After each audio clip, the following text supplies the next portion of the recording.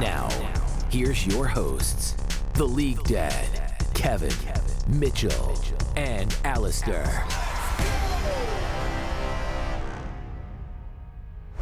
What's up, gamers, and welcome to another episode of the All In Podcast. I'm the League Dad, and I'm joined right now by Kevin and Mitchell.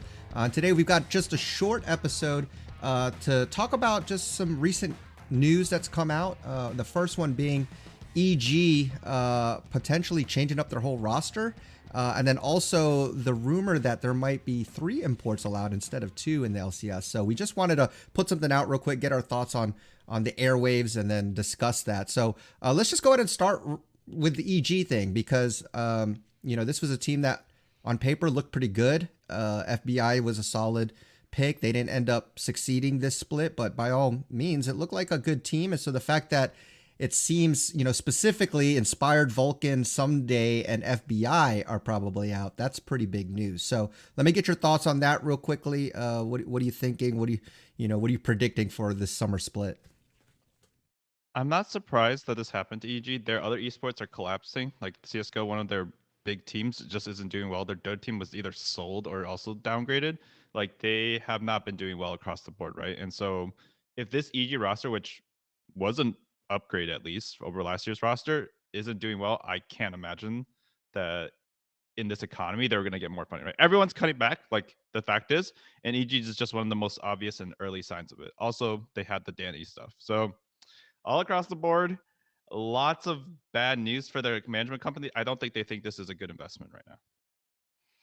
Yeah, it's definitely a money thing. I think it's their contracts were probably on the more expensive side, right? All very long veteran players, and I imagine their contracts were the same as they were last year for Inspired and Vulcan, at least. Mhm. So they didn't get they weren't affected by like the budget cuts of this year that a lot of teams tackled.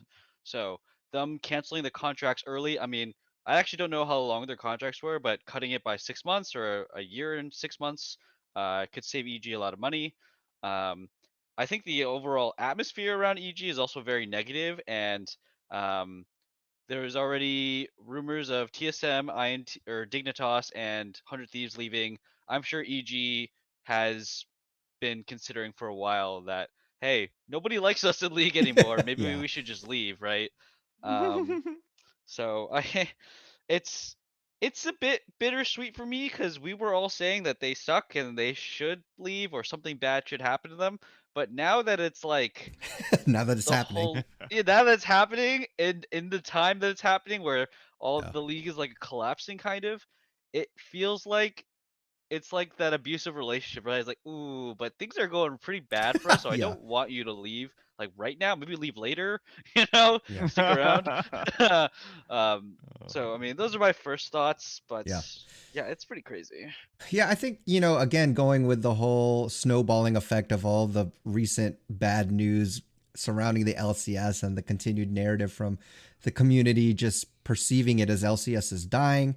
I know Travis had an interview with the head of esports, and he's trying to reiterate that it's not dying, but he did mention things that they're definitely on, kind of a slow down peak right now. I mean, he's talking about delaying org payments to the LCS in order to help them keep some cash flow in their pockets. He's also trying to get payments to them quicker because they make money from the LCS as well. So you could tell that they're trying to work with the orgs to help inject some cash in there so that they don't have to do such drastic things like in EG where they have to make these huge budget cuts and possibly sell their spot. But again, this news doesn't help that narrative that everything's okay. Maybe this is still part of that whole burning it down, and we just got to see this happen before it goes back on the uptick. So now the next logical thing is we got to just speculate a little bit, right? Because now with this news coming out, where do we think these players might go? I know people have been talking about Inspired possibly going back to LEC. In fact, Vulcan just signed with Achieve Minds, which is a Berlin-based agency.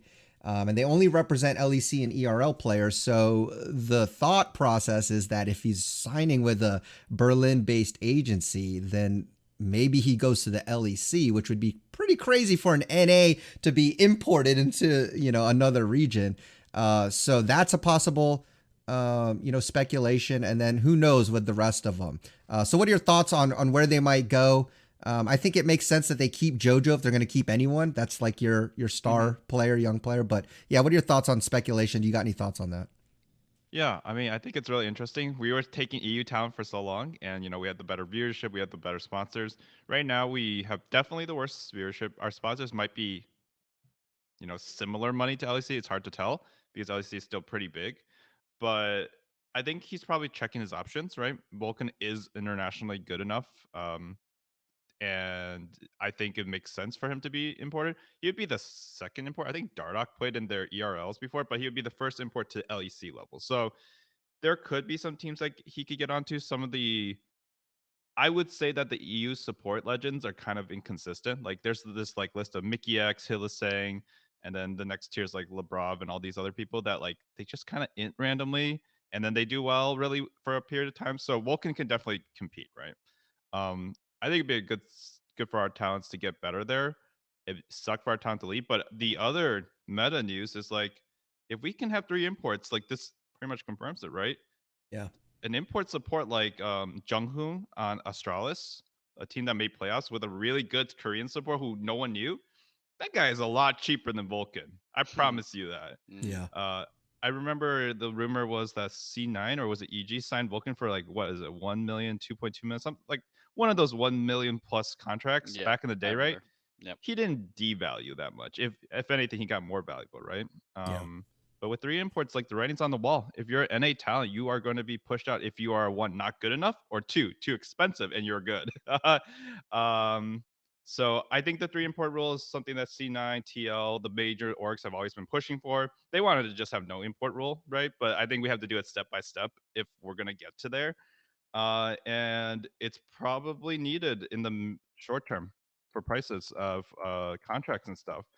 It's also probably needed if we want to ever compete. If that's still their goal, I think our goal should be to be entertaining and get new people into the scene. But this seems to be the orgs all seem to think if we get to world finals, people will care. And I think the reality is they might not, except for us who's already watching. Yeah. Yeah, the import rule combining with like the Vulcan info is an interesting way to look at it because yeah, I mean, Vulcan would be the first NA native import to go to EU, I think, Yeah. right? Like we've had players in NA go to EU, but like they Uh-huh. started their career in like Turkey, like Broken Blade or someone. So he Mm. was never native to NA, but so this might be the first one, and that would be interesting. He did also tweet, like he tweeted a picture of him and like an image of Berlin. He's like my view from Berlin, so like he's joking like he's already in Berlin right Yeah. now. So I think that's like that seems pretty much like he's insinuating he's going to LEC. I know Peter Dunn is the coach of Team Heretics, and Mm. they are struggling a lot. It would be insane to have Jankos and Vulcan on the same team. Yeah. And we already know Mm. Ruby is gone from their team as well. So they get a new mid laner, they get a new support. Team Heretics could, really do something with Peter Dunn. So I mean that stuff all lines up pretty well. Um, yeah, just to talk more about just like what is going to happen with EG. I think they're keeping JoJo probably because his contract is super cheap because he was a rookie when they That's signed true. him last year, and he's still on the same contract. And EG is like it's easy to afford. Like they could probably afford to bench him and still keep his contract compared to the other 4 players on the roster. So, um, I wouldn't be surprised if that's why JoJo's there. I think a lot of people are speculating that JoJo, like 100 Thieves JoJo or JoJo, like I don't think JoJo has a choice. Like I'm Yeah. pretty sure Yeah. he's like in contract jail. If EG wants to keep him, he's staying there. Um, and then I think a lot of people are like saying like, yeah, bring back Danny. I don't think Danny's coming back to No. EG. I Oh No. my seriously god. heavily doubt it. If they do bring him back, like that is going to be super weird. Yeah. I'm gonna be very, I don't know, conflicted about that, right? Otherwise, though, I don't know. I've heard no news about the EG Academy. As far as I know, they didn't make any noise last year, Yeah. or last split. I mean, in spring, compared to like I think Team Liquid, FlyQuest, Cloud9, they all made a big splash in Academy, but EG did not. So I don't know what the rest of the roster is going to be. I have no idea. Is it Yeah. just going to be their academy team pulled up? Is it there's some people floating around, but none of them usually seem that cheap, right? Like Revenge just got released. I don't know how cheap he is. I think Solo just got signed to Immortal, so he's not available. Um, yeah, I don't know who you can really grab onto EG that like is spicy or interesting or wowing. Right. So I mean, I guess Whippo's hanging around. You got Wonder is hanging around. You have Selfmade, but these guys are all expensive. So Revenge too. Revenge yeah, is It's a Revenge. bunch of I Koreans we never heard of. That's and my there's a bunch of guess. Koreans we've never heard of too. If the three import rule yeah. passes and goes for next split, I don't think that's gonna happen for summer split, right? It's gonna be a Yeah. next year thing if it goes, and it's probably Mhm. gonna go. Um, I just see EG having a complete off split. Like next split is just gonna be a complete nothing year for them. Yeah. And they're not gonna make summer. They have no plans for that. So Yeah. yeah, that's that's what I Okay. have for it. Yeah, that's what I think. Well, it's good to talk about what is going to happen with EG, but what do you guys think about the players that are leaving EGs, particularly Someday and FBI? Because I know FBI could definitely be used. I know teams would want him. He again wasn't like that dynamic ADC, but very consistent, very good player, good ADC. And I know to have some stability in the bot lane, especially in a bot lane meta, like that's something teams would want. And Someday again, still that's the top laner. Like he's consistent. He might not be the flashiest or whatever, but he can do what he needs to do. Any thoughts on what teams they might end up on, or where you might want to see them end up on? Well, you see, I have an org I support that I did. I was has roles thinking that about this. Here need we go. filling, and actually, not just Sunday and FBI, which could both be upgrades to consistency for the Yeah. liquid roles. Closer. Like, if we want to just scrap the Korean project in between splits, like Team Alka is probably looking like, well, everyone else doesn't have money. We haven't had money issues still. Like, they probably have Mhm. less money than before, but there's no reporting of them like cutting back significantly across their leagues, right? As far as I can tell. So this might be the time to just do a swap. They Sure. they get the roster that Yeah. could be better than Sure. theirs, and they still have core. If core and FBI, probably not a bad bot lane, Yeah. That's historically, probably pretty good. Yeah. They're very right? experienced It at can't be least. it can't be much worse than the tactical years. So Okay. Yeah. And you meant inspired, right? Not closer for the jungle. yes, inspired. I just meant Yeah. closer. Closer ain't going nowhere. I mean, 100 Thieves did say they were cutting, so we'll see if closer's not going anywhere. Yeah. I 100 yeah, I Thieves. accidentally Yeah. leaked my knowledge. Sorry, guys. Yeah. He knows. Kevin knows all. Damn, Oh, God. closer's out. Oh my goodness. Yeah, I mean that would be interesting if TL just scrapped the Korean project Yeah. and just picked up all of EG. All of EG plus closer, and then I don't know, you gotta find a mid laner, I guess. Yeah. That would be something. That's not the worst idea I've heard. I imagine they're probably going to take an off split. That's my guess for someday in FPI. Inspired, I think he could definitely get picked up for sure. That guy is super talented. Um, Definitely one of the best junglers in the LCS. He could go to LEC again. He could I think it's not gonna happen, but you hear random rumors or random comments from streamers or on social media that um Fnatic Yankos could be a thing. I doubt it, right? But then maybe Heretics takes Inspired, right? That has Peter Dunn, stuff like that. I Yeah. mean, this is all super far fetched.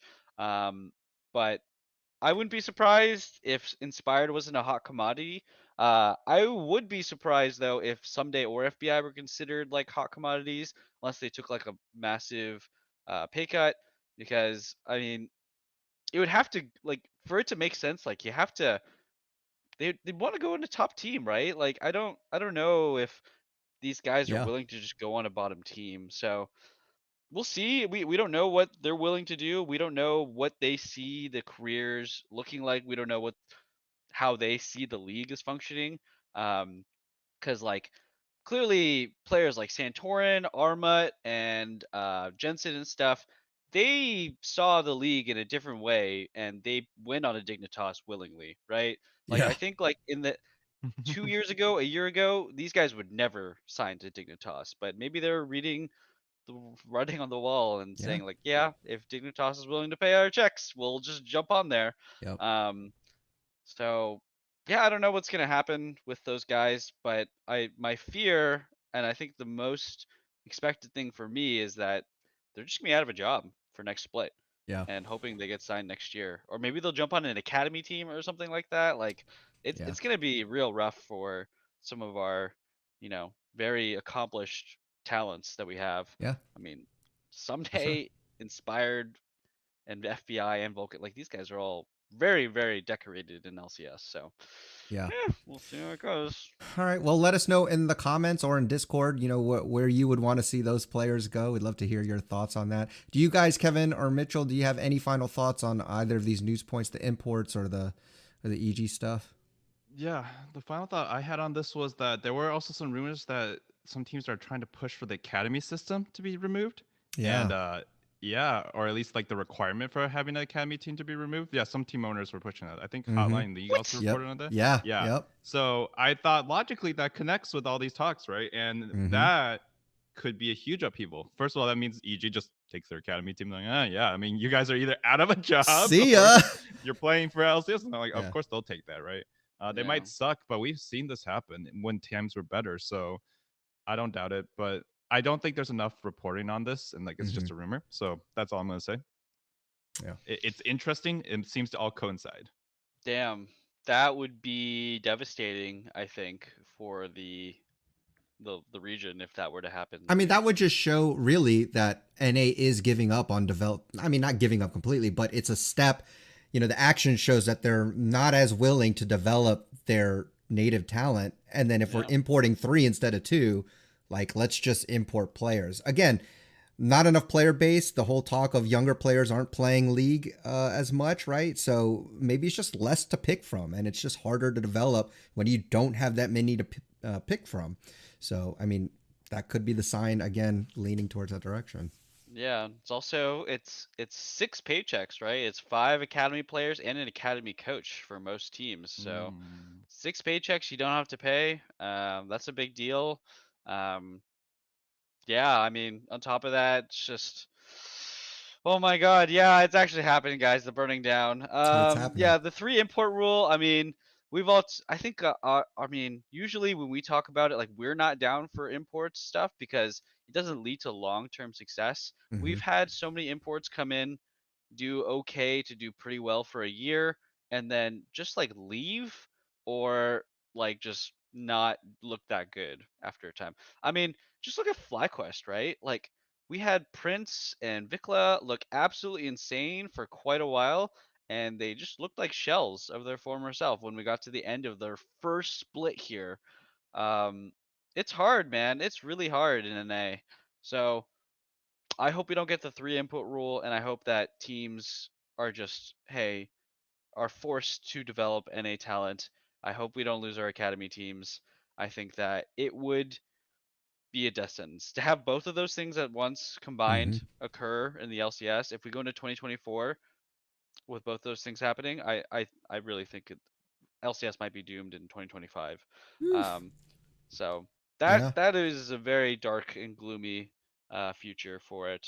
On the bright side, though, if we, let's say, just get the 3 import rule and not lose our academy team, I do think finding super random unknown talent in Korean Challenger or LPL Chinese like Challenger / academy teams like that.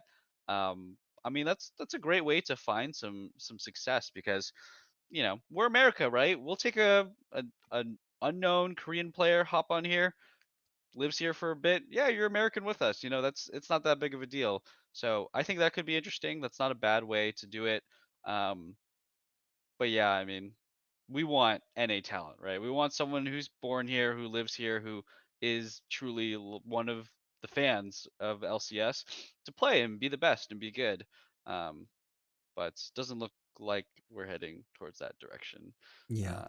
So. All right. yeah. Well, let's end there before it gets more depressing. I just want LCS to survive, y'all. Let's not let that die. But yeah, and it's great because that kind of leads into the bigger conversation, which we won't get into here, about like the NA infrastructure, like why it doesn't work, why players can't develop here. And we even talk about that a little more in depth and get thoughts from Azael in our episode and interview with him. So if you haven't seen that, definitely go check that out. But that's going to wrap it up here. Again, just wanted to get something out, talk about those 2 news items. But thanks again, Kevin Mitchell, for jumping on the call just so we could talk about that. But until next time, enjoy your climb on the Rift. Try not to be too toxic. And we'll see you all on the next episode. Peace.